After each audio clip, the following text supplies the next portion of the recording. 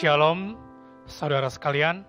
Kita patut bersyukur karena hari ini kita masih dapat beribadah walaupun di rumah bersama keluarga untuk merayakan hari kenaikan Tuhan kita Yesus Kristus. Sebelum kita memulai ibadah kita pada hari ini, mari kita siapkan hati dan pikiran kita. Mari kita bersatu teduh sejenak.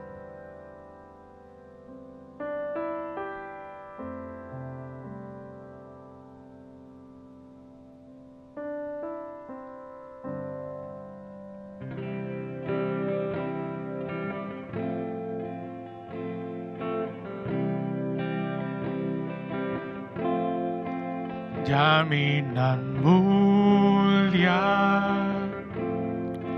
ku diberi karena Yesus milikku abadi. Aku warisnya, ku ditebus karena dibasuh darah kudus. Kami masyurkan, kami puji tentang Yesusku selamanya. Kami masyurkan, kami puji tentang Yesusku selamanya. Terima kasih Tuhan. Aku mau taat sepenuhnya, suka surgawi turun melimpah. Malaikat datang bawa berita kasih karunia dari Bapa. Kami masyurkan, kami masyurkan, kami puji tentang Yesusku selamanya. Kami masyurkan, kami puji tentang Yesusku selamanya. Kami masyurkan, kami puji tentang Yesusku selamanya. Kami masyurkan, kami puji tentang Yesusku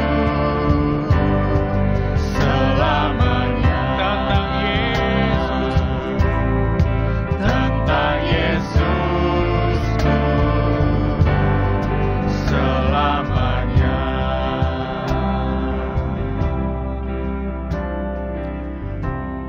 Ayat pada hari ini terdapat dalam Yohanes 14 ayat 1 sampai 3. Firman Tuhan berkata, "Janganlah gelisah hatimu, percayalah kepada Allah, percayalah juga kepadaku. Di rumah Bapakku banyak tempat tinggal. Jika tidak demikian, tentu aku mengatakannya kepadamu, sebab aku pergi ke situ untuk menyediakan tempat bagimu. Dan apabila aku telah pergi ke situ dan telah menyediakan tempat bagimu, aku akan datang kembali dan membawa kamu ke tempatku, supaya di tempat di mana aku berada, kamu pun berada. Mari kita satu dalam doa. Tuhan, kami sangat bersyukur Tuhan, karena biarpun kami lagi dalam masa susah ini Tuhan, kami bisa terus datang beribadah kepadamu Tuhan. Kami sangat bersyukur juga bahwa Engkau masih memberikan kami berkat, sehingga kami dapat beribadah untuk merayakan hari kenaikan-Mu Tuhan pada hari ini Tuhan. Kami sangat bersyukur, dan untuk saat ini kami ingin memuji dan membesarkan nama-Mu Tuhan. Inilah doa kami Tuhan, hanya dalam nama-Mu Bapa kami berdoa dan mengucap syukur. Amin. Karena salibnya lah dan karena darahnya lah kita telah ditebus. Dan sehingga pada hari ini kita dapat merayakan kenaikan Tuhan kita untuk menyediakan tempat yang baru buat kita tinggal di surga nanti. Mari kita mengangkat pujian Salib Hina.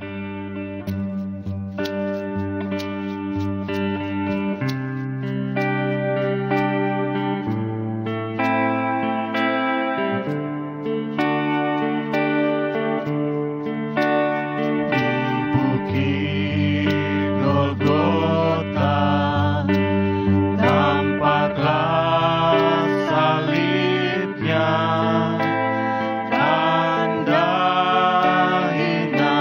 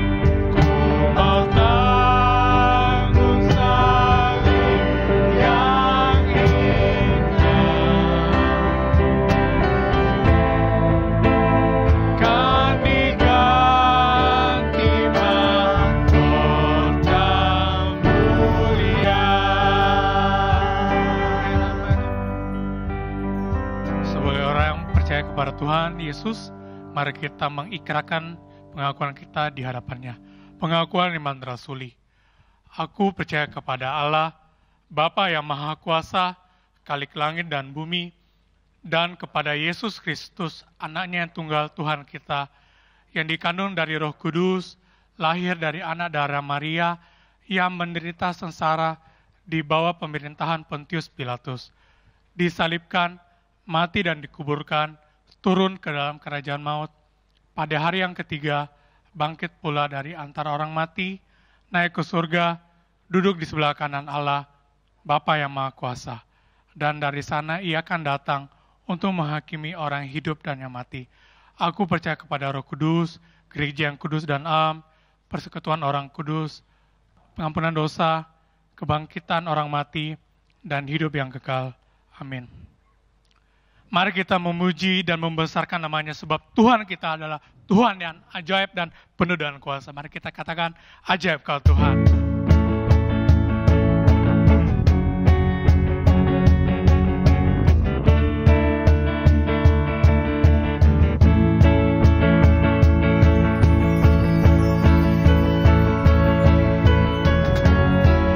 Mari kita bertepuk tangan bersama-sama.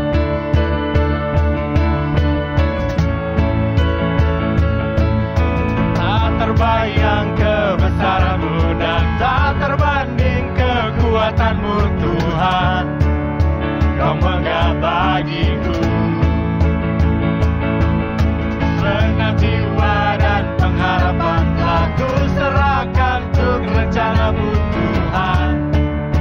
Kau Raja atasku, hanya Kau yang layak ditinggikan.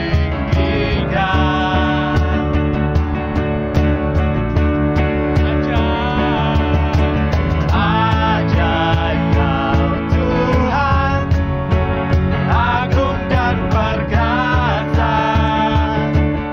Kau sumber kemenanganku, layak berkuasa, memerintah selamanya. Yesus, Kaulah Raja mulia.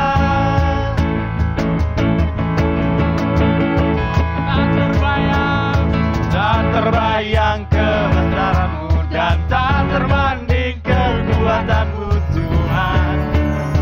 Kau megah bagiku segenap jiwa dan pengharapan telah ku serahkan untuk rencana-Mu Tuhan. Kau Raja atasku, hanya Kau yang layak, hanya Kau yang layak ditinggikan.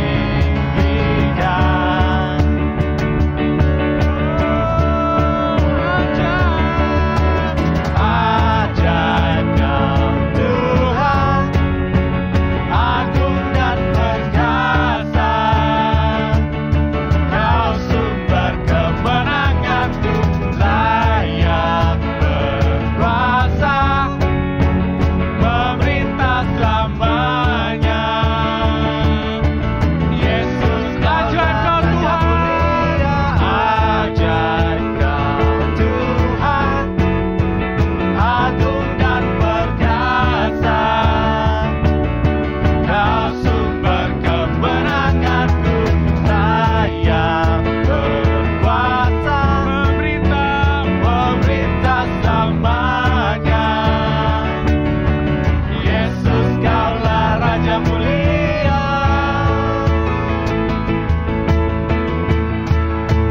Raja mulia.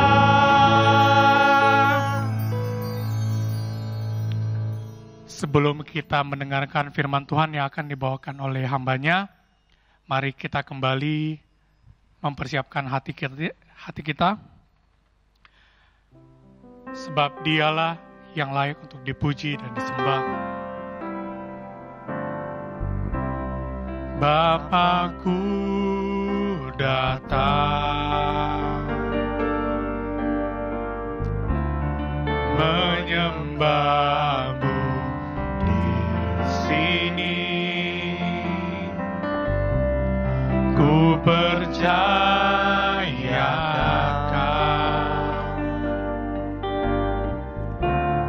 ada bagiku.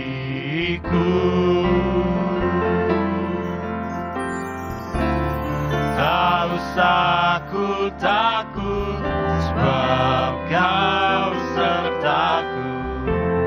Tak usah ku bimbang, Kau di dalamku. Tak usah ku cemas, Kau penghiburku. Saat ku lemah, Kau kuatku. Ku nyanyi haleluya,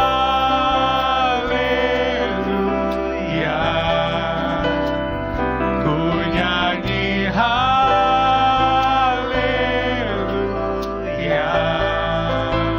Sungguh Kau hebat, ajaib perkasa perbuatanmu.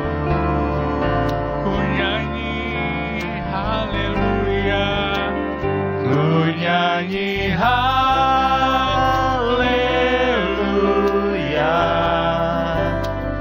ku nyanyi haleluya.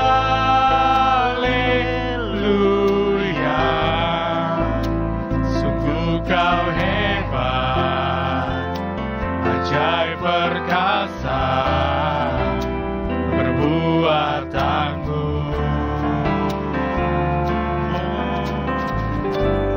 Di hidupku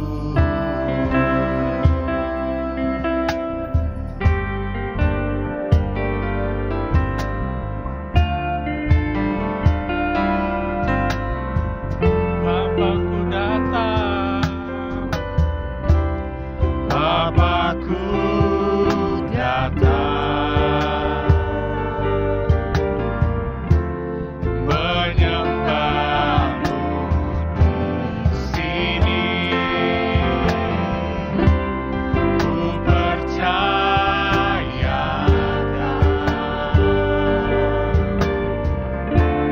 ada bagiku. Kami tidak takut Tuhan, tak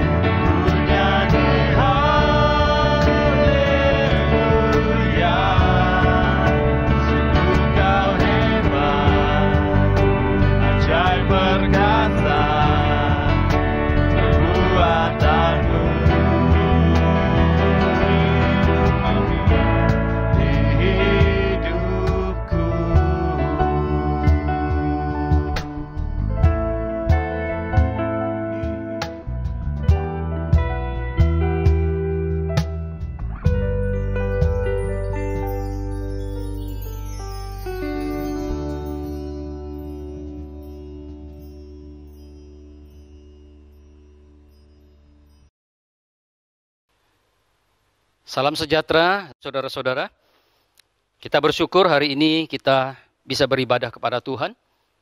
Sebelum kita membaca dan merenungkan firman Tuhan, baiklah kita bersama-sama masuk di dalam doa. Mari kita berdoa. Bapa kami yang ada di dalam surga, sekali lagi kami menaikkan pujian syukur kepadamu, karena pada hari yang khusus ini, kami boleh beribadah di dalam rangka hari kenaikan Tuhan. Kami bermohon kepadamu ya Tuhan, ketika kami membaca dan merenungkan firman-Mu, Roh Kudus berkarya di dalam kehidupan kami, memberikan kami kemampuan untuk taat kepada firman yang kami pelajari hari ini, dan berikan juga kami kekuatan untuk melakukannya. Terima kasih Tuhan, mari Engkau berfirman buat kami, karena kami sudah siap untuk mendengarkannya. Di dalam nama Yesus Kristus Tuhan kami berdoa. Amin. Saya akan membacakan dua bahagian firman Tuhan. Yang pertama di dalam kitab Yohanes pasal 14 ayat 1 hingga ayatnya yang keempat. Demikian bunyi firman Tuhan. Janganlah gelisah hatimu, percayalah kepada Allah, percayalah juga kepadaku. Di rumah Bapakku banyak tempat tinggal. Jika tidak demikian tentu aku mengatakannya kepadamu. Sebab aku pergi ke situ untuk menyediakan tempat bagimu. Dan apabila aku telah pergi ke situ dan telah menyediakan tempat bagimu, aku akan datang kembali dan membawa kamu ke tempatku, supaya di tempat di mana aku berada, kamu pun berada. Dan kemana aku pergi, kamu tahu jalan ke situ.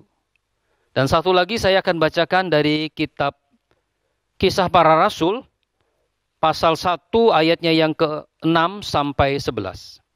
Kisah Para Rasul pasalnya yang pertama atau 1 ayat 6 sampai yang ke-11. Demikian bunyi firman Tuhan.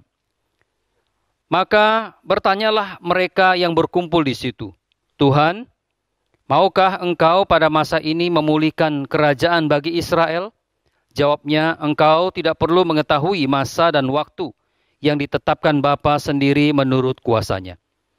Tetapi kamu akan menerima kuasa kalau Roh Kudus turun ke atas kamu, dan kamu akan menjadi saksiku di Yerusalem, dan di seluruh Yudea dan Samaria, dan sampai ke ujung bumi. Sesudah ia mengatakan demikian, terangkatlah ia disaksikan oleh mereka, dan awan menutupnya dari pandangan mereka. Ketika mereka sedang menatap ke langit waktu ia naik itu, tiba-tiba berdirilah dua orang berpakaian putih dekat mereka, dan berkata kepada mereka, "Hai orang-orang Galilea, mengapakah kamu berdiri melihat ke langit? Yesus ini yang terangkat ke sorga meninggalkan kamu, akan datang kembali dengan cara yang sama seperti kamu melihat dia naik ke surga." Dan demikianlah pembacaan firman Tuhan. Berbahagialah saudara yang membaca, merenungkan, dan mau melakukannya di dalam kehidupan sehari-hari. Nah saudara, ada seorang pemudi dalam satu cerita ilustrasi saya. Dia berkumpul dengan teman-temannya dan dia bercerita tentang mimpinya. Bahwa ia dibawa malaikat Tuhan untuk pergi ke surga dan neraka. Saudara, setelah si pemudi ini bercerita, dia mengatakan neraka itu sangat mengerikan sekali. Katanya belatung-belatung di sana hidup. Ya. Belatung-belatung itu menggerogoti manusia, tapi manusianya tidak mati. Saudara, setelah itu dia bercerita lagi tentang bagaimana dia dibawa ke surga. Dan dia bercerita kepada teman-temannya, wah itu surga sangat indah sekali. Ya, di sana penuh dengan kenikmatan dan saya melihat orang-orang di sana semua penuh dengan sukacita. Saudara, setelah itu dia bercerita kepada teman-temannya, lalu teman-temannya bertanya, "Loh kalau begitu, kalau kita pergi ke surga, kira-kira apa yang perlu kita sediakan?" Si pemudi bilang begini, "Oh, kalau kita pergi ke surga, kita tidak perlu sedia apa-apa. Ya, semuanya sudah tersedia di sana." Lalu kemudian teman yang lain bertanya, "Oh kalau begitu, kalau kita pergi neraka, kita perlu sedia apa?" Dia bilang, "Oh kalau kita pergi neraka, kita tidak perlu sedia apa-apa juga, karena semuanya tidak berguna di sana." Saudara yang kasih dalam Tuhan, lalu ada teman yang lain berkata, "Loh kalau begitu, Kenapa kamu tidak memilih menetap aja di sana, di surga? Lalu kemudian si pemudi mengatakan demikian. Oh, saya tidak bisa memilih menetap di sana. Ya. Saya hanya boleh ke sana dan kemudian saya turun kembali ke dunia memberikan laporan tentang perjalanan saya. Tetapi untuk ke sana itu saya tidak bisa menetapkan atau memilihnya. Saudara-saudara yang dikasihi oleh Tuhan, saudara, kalau kita punya kesempatan untuk pergi ke Israel, maka saudara, ada begitu banyak situs-situs sejarah yang mencatat bagaimana perjalanan Tuhan Yesus di sana. Bahkan sampai pada masa perjanjian lama sebenarnya tercatat di sana. Banyak tersedia atau diperlihatkan di sana. Nah, salah satunya, saudara, adalah satu tempat yang bernama Chapel Kenaikan Kristus atau Chapel Ascension.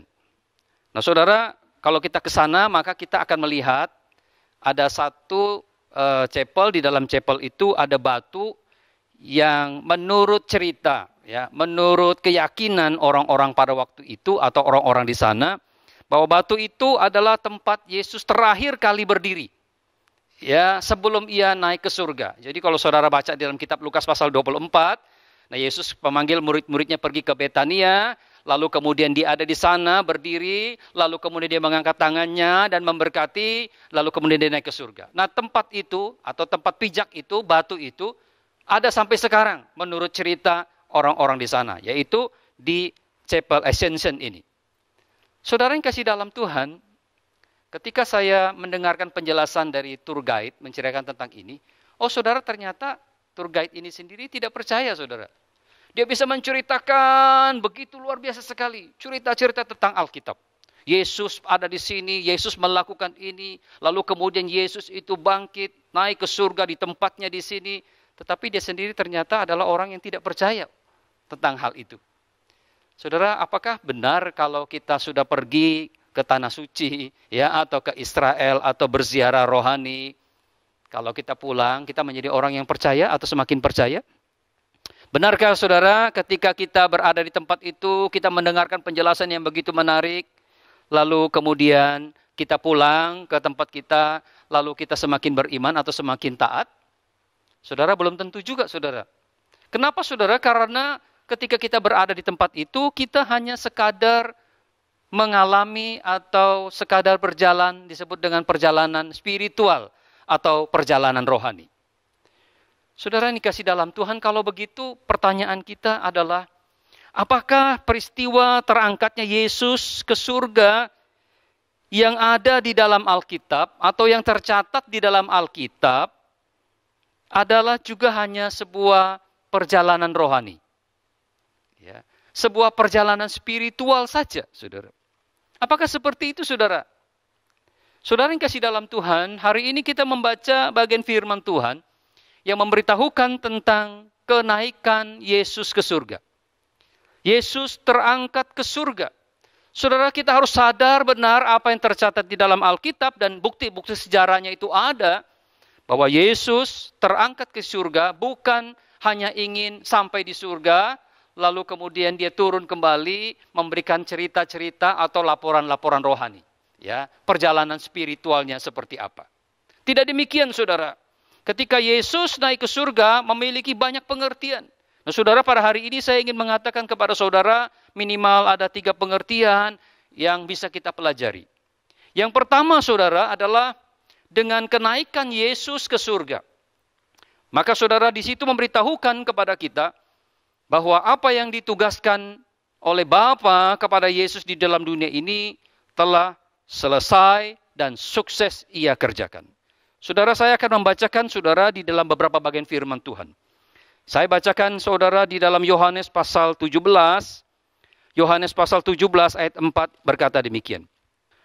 Aku telah mempermuliakan engkau di bumi dengan jalan menyelesaikan pekerjaan yang engkau berikan kepadaku untuk melakukannya.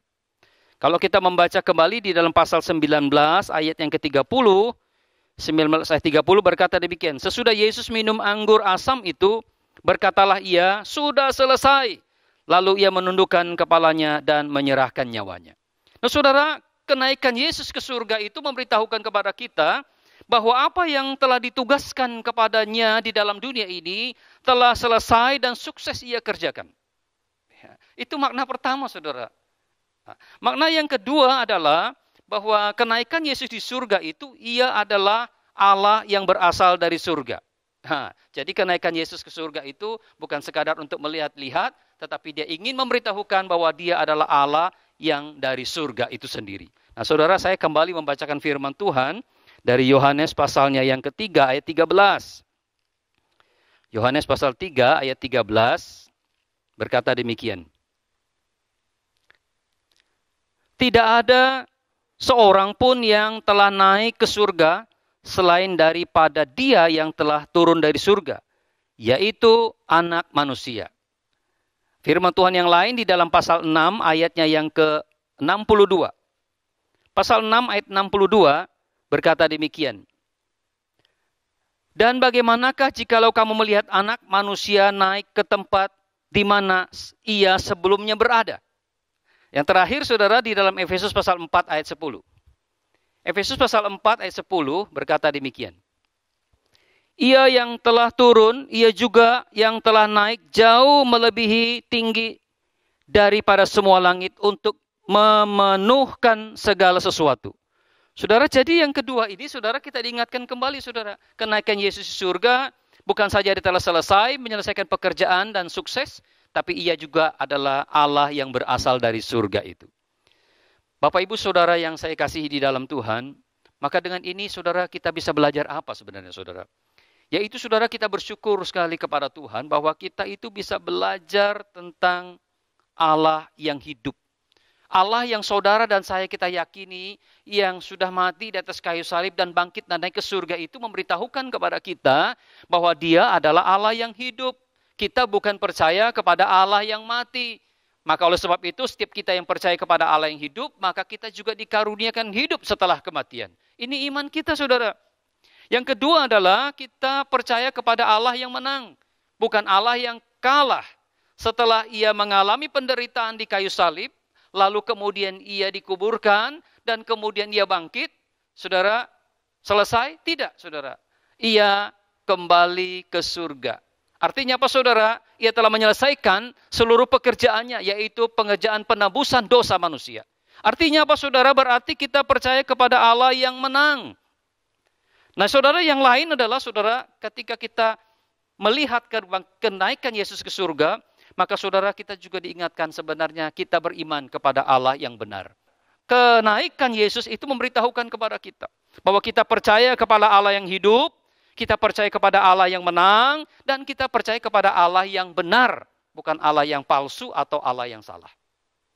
Saudara, yang kedua, saudara, yang kita bisa pelajari adalah kenaikan Yesus ke surga itu memberitahukan kita apa, saudara? Yaitu memberitahukan bahwa ia pergi untuk menyediakan tempat untuk kita. Nah, saudara, saya kembali membacakan buat saudara di dalam kitab Yohanes pasal 14 ayat yang kedua. Berkata demikian. 14 ayatnya yang kedua, Yohanes. Di rumah Bapakku banyak tempat tinggal. Jika tidak demikian, tentu aku mengatakannya kepadamu, sebab aku pergi ke situ untuk menyediakan tempat bagimu.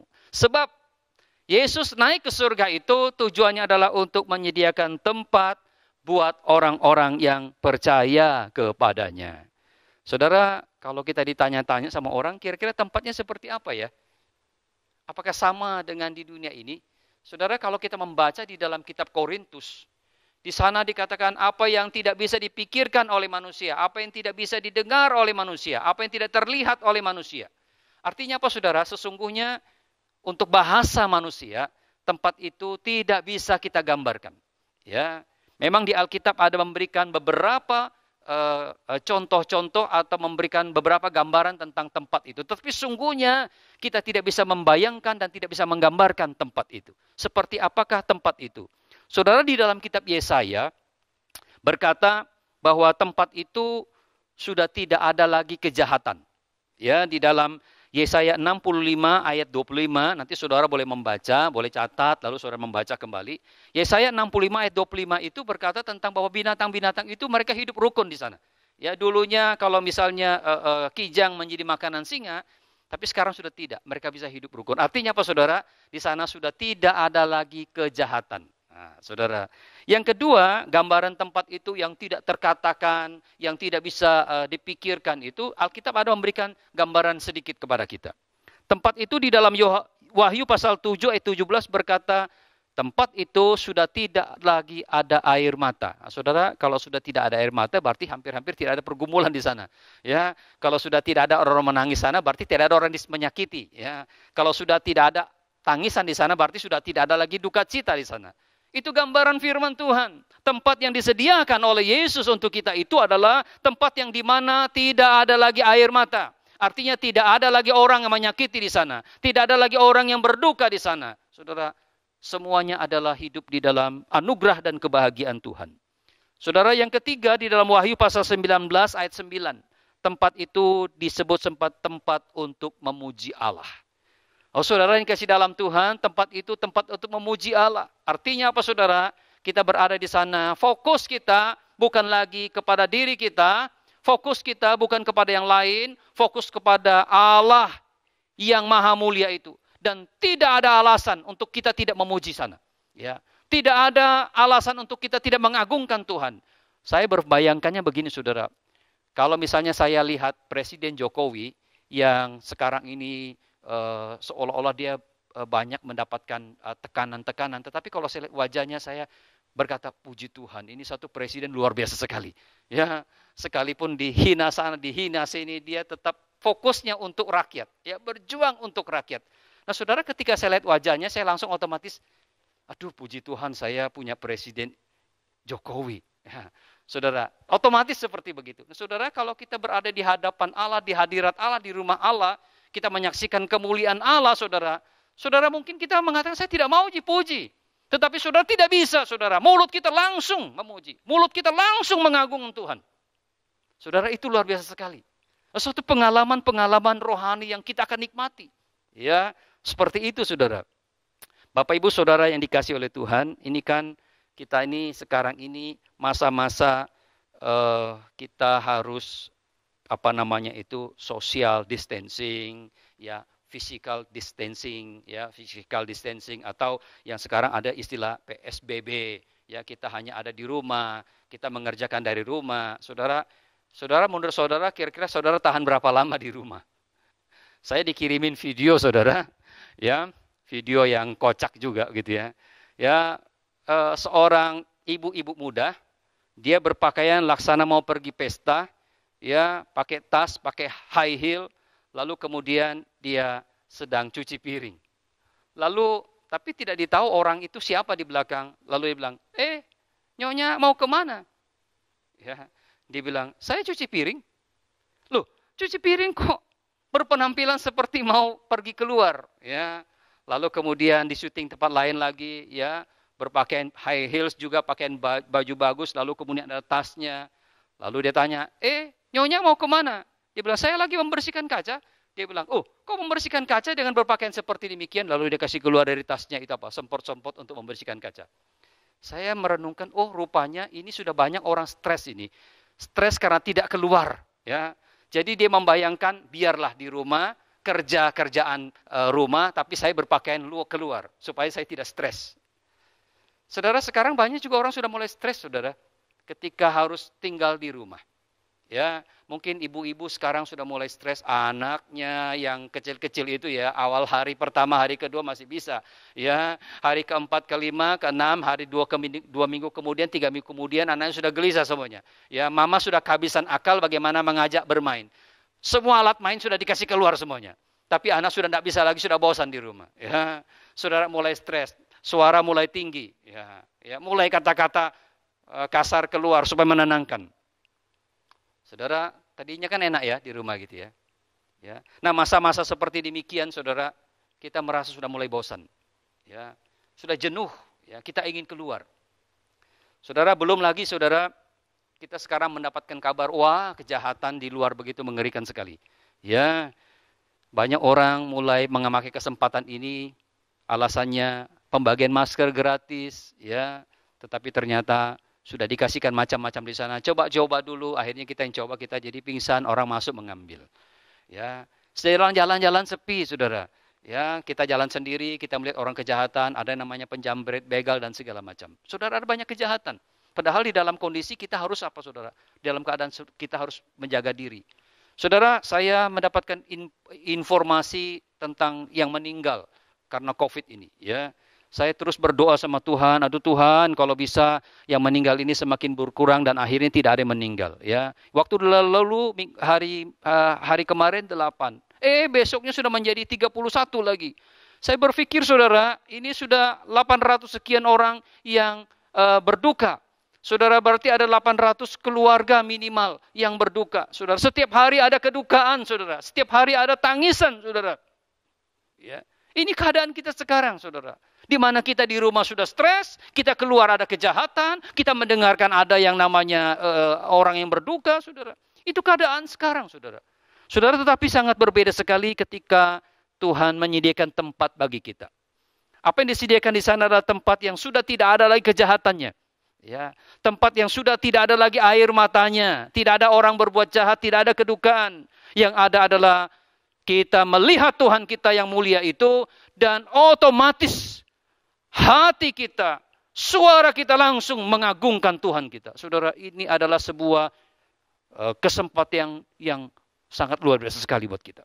Kita bersyukur kepada Tuhan bahwa Tuhan yang kita percaya adalah Tuhan yang hidup, Tuhan yang benar, Tuhan yang menang. Dan Dia telah menyediakan tempat yang seperti itu untuk kita. Berbahagialah saudara dan saya yang percaya kepada Allah yang seperti demikian. Saudara, ketika kita harus meninggalkan dunia ini, dan sudah waktunya, saudara, kita punya tempat yang seperti demikian. Kalau saya tanya sama saudara, kira-kira saudara mau enggak pergi ke tempat seperti itu? Mau tidak, saudara? Semua orang bilang, mau. Ya, kalau besok mau tidak? Jangan dulu, Pak. Ya. Jangan dulu, Pak. Saudara yang kasih dalam Tuhan, tidak apa-apa. Saudara mau atau tidak mau, tapi saudara tetap harus beriman kepada Tuhan Yesus, yang adalah Allah yang menang, Allah yang benar, ya, yang menyediakan tempat seperti itu. Ketika kita berada pada masa-masa yang sulit, ya seperti sekarang ini, kita selalu ingat bahwa Tuhan menyediakan tempat yang seperti itu untuk kita. Saudara, yang terakhir adalah ketika kita berbicara tentang Yesus naik ke surga. Maka yang ketiga adalah kita diingatkan kembali seperti firman Tuhan yang kita baca. Bahwa memberitahukan cara dan tujuan Yesus datang kembali. Cara dan tujuan Yesus datang kembali. Saudara, kalau kita membaca di dalam Kisah Rasul pasal 1 ayat yang ke-11 tadi, saya coba ulangi lagi, saudara, supaya kita tidak lupa. Dan berkata kepada mereka, hai orang-orang Galilea, mengapakah kamu berdiri melihat ke langit? Yesus ini yang terangkat ke surga meninggalkan kamu akan datang kembali dengan cara yang sama seperti kamu melihat Dia naik ke surga. Jadi saudara, Tuhan sengaja memperlihatkan kepada murid-muridnya bagaimana Dia terangkat ke surga sambil mengangkat tangannya dan memberkati. Dan saudara, malaikat itu bilang dengan cara yang seperti itu Dia akan turun kembali. Saudara, kita bersyukur kepada Tuhan, Yesus yang naik ke surga, yang sudah menyediakan tempat buat kita, Dia akan turun dengan cara yang sama. Tujuannya apa, saudara? Di dalam Yohanes pasal 14 ayat yang ketiga. Dan apabila aku telah pergi ke situ dan telah menyediakan tempat bagimu, aku akan datang kembali dan membawa kamu ke tempatku, supaya di tempat di mana aku berada, kamu pun berada. Saudara, kita melihat di sini apa? Caranya yang naik seperti itu dan Dia akan turun kembali. Dan tujuannya adalah, saudara, bukan hanya berikan laporan. Ya, bukan melaporkan, oh saya sudah keliling surga loh, neraka itu begini. Tidak, saudara. Tujuannya jelas. Dia membawa saudara dan saya. Ke tempat mana? Ke tempat yang telah disediakan. Seperti apa tempatnya? Tidak ada kejahatan, tidak ada air mata. Yang hanya ada adalah untuk memuji nama Tuhan. Di tempat itu yang kita dibawa ke sana. Oh saudara, puji nama Tuhan. Tuhan Yesus merencanakan satu rencana yang begitu agung buat saudara dan saya. Yaitu saudara, ketika Dia kembali yang kedua kalinya. Dia membawa kita ke tempat itu, saudara. Nah, saudara, yang menarik adalah, saudara, bahwa Yesus datang itu bukan datang seperti waktu dia lahir. Ya, saudara, yang pertama kali datang, saudara, dia lahir itu dalam bentuk sesosok manusia bayi, ya, yang lemah, yang miskin, tidak ada kemuliaan, tidak dilihat orang, tidak dilirik orang, ya, tidak dikejar-kejar orang, ya, lahir di suatu tempat yang sederhana, yang disaksikan oleh orang-orang yang sederhana, tidak ada penunjukan-penunjukan kemuliaan. Itu sebabnya di dalam kitab Yesaya mengatakan sama sekali orang tidak tertarik dengan dia, ya, dengan kelahiran yang pertama. Saudara, tetapi sangat berbeda sekali dengan kedatangan Yesus yang kedua.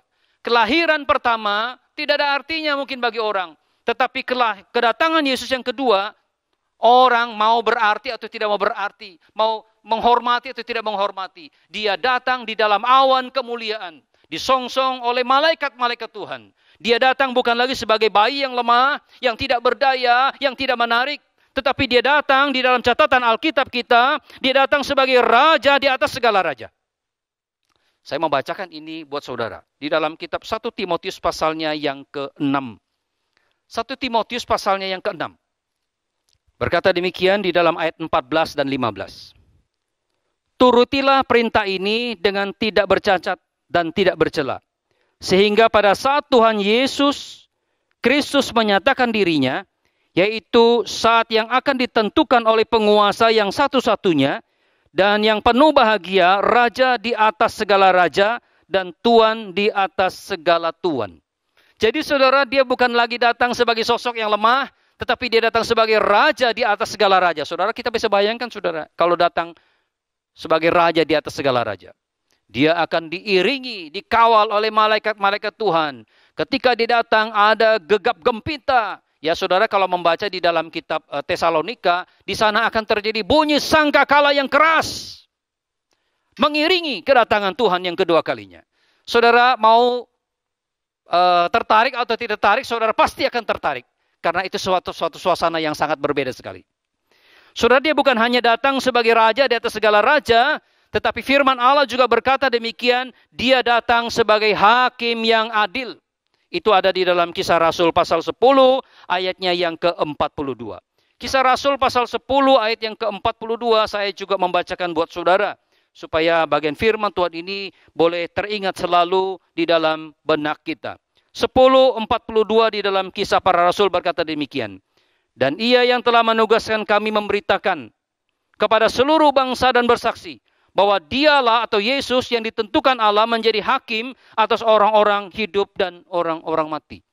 Artinya saudara, dia akan datang untuk menghakimi. Orang-orang yang tidak percaya dengan orang-orang percaya akan dihakimi oleh Tuhan.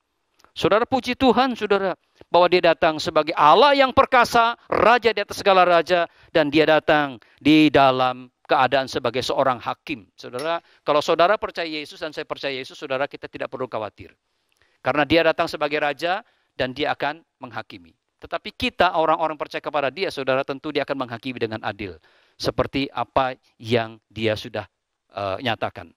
Saudara yang kasih dalam Tuhan, dan biarlah ini menjadi sebuah kekuatan iman kita. Bahwa kita percaya kepada dia adalah Raja dan Hakim. Yang akan menghakimi, menuntun kita di dalam perjalanan kita. Kembali kepada Sang Pencipta di surga yang mulia. Saudara, kalau demikian, hari ini kita masih hidup di dalam dunia yang seperti demikian. Apa yang bisa kita buat? Apa yang harus kita buat, saudara? Sebagai anak-anak Tuhan, apa yang harus kita buat sekarang ini? Saudara, tentu pertama adalah kita harus bersyukur kepada Tuhan. Karena kita percaya kepada Allah yang hidup, Allah yang menang. Ya, Allah yang benar. Yang kedua, saudara, kita bersyukur kepada Tuhan bahwa suatu hari ketika Tuhan memanggil kita pulang, kita punya tempat yang pasti. Yaitu surga yang mulia. Di sana tidak ada lagi kejahatan, air mata, yang ada adalah pemujian kepada Tuhan. Dan yang ketiga kita syukuri adalah saudara bahwa nanti Tuhan datang yang kedua kalinya di dalam segala kemuliaan dan kekuasaannya. Dia membawa kita untuk kembali kepada Dia, Sang Pencipta. Nah saudara, saya akan membacakan bagian terakhir dari firman Tuhan yang menjadi penutup firman Tuhan hari ini adalah di dalam kitab Lukas pasalnya yang ke-24. Lukas pasal 24 ayatnya yang ke-50 sampai 53 berkata demikian. Lalu Yesus membawa mereka keluar kota sampai dekat Betania. Di situ ia mengangkat tangannya dan memberkati mereka. Dan ketika ia sedang memberkati mereka, ia terpisah dari mereka dan terangkat ke surga. Berikutnya ayat 52. Mereka sujud menyembah kepadanya, lalu mereka pulang ke Yerusalem dengan sukacita. Mereka senantiasa berada di bait Allah dan memuliakan Allah. Saudara, hari ini kita diingatkan kembali. Ketika kita mendengarkan berita tentang Yesus naik ke surga, hari ini mari kita menyembah Dia. Ya, bukan menyembah yang lain, menyembah Dia. Marilah kita menjalani hidup kita dengan penuh sukacita karena kita beriman kepada Allah yang benar, Allah yang menang, dan Allah yang hidup. Saudara, kita juga diminta untuk senantiasa boleh berada di rumah Tuhan dan memuliakan nama Tuhan. Jadi saudara, jangan kita jauh-jauh, kita selalu berada di rumah Tuhan dan memuliakan nama Tuhan. Inilah panggilan kita sebagai anak Tuhan ketika kita menantikan kedatangan Kristus yang kedua. Saudara, mari kita tundukkan kepala kita berdoa. Bapa kami yang berada di dalam kerajaan surga, kami menaikkan pujian syukur kami kepadamu ya Tuhan. Pada hari ini Engkau memberitakan kepada kami tentang terangkatnya Engkau ke surga atau kenaikanmu di surga. Yang memberikan kepada kami suatu kekuatan iman dan pengharapan bahwa kami adalah anak-anak Tuhan, orang-orang yang percaya kepada Allah yang hidup, Allah yang menang, Allah yang benar. Oh Tuhan, terima kasih, biarlah iman kami tetap seperti ini. Dan ketika kami menjalani kehidupan kami penuh dengan tantangan, pergumulan, permasalahan, ajari kami Tuhan, bahwa Engkau adalah Allah yang senantiasa menyertai kami dan yang sudah menyediakan satu tempat yang bahagia bersama-sama dengan Tuhan. Dan biarlah ya Tuhan, di dalam penantian kami akan kedatangan-Mu yang kedua, kami belajar untuk menyembah Engkau senantiasa, belajar untuk bersuka cita menjalani kehidupan kami, dan belajar untuk senantiasa berada di rumah Tuhan, memuji dan memuliakan nama-Mu. Sebab pada akhirnya ya Tuhan, ketika kami berjumpa muka dengan Engkau, kami pasti akan memuji Engkau melihat keagungan-Mu. Terima kasih, materaikan firman-Mu dalam hidupkan kami, dan pimpin tuntun kami di dalam perjalanan kami di tengah-tengah kami bergumul dengan COVID-19 ini. Tetapi kami percaya Tuhan selalu akan memberikan kami kemenangan, juga memberikan kemenangan buat bangsa Indonesia untuk menghadapi COVID-19 ini. Saudara-saudara yang dikasihi Tuhan, arahkanlah hatimu dan terimalah berkat Tuhan. Kiranya kasih yang sempurna dari Allah Bapa, anugerah dari Tuhan Yesus Kristus, pertolongan, penghiburan, dan kekuatan dari Allah Roh Kudus akan menyertai saudara-saudara sekalian, mulai hari ini sampai Maranatha, Tuhan Yesus datang yang kedua kalinya. Amin. Tuhan Yesus memberkati kita.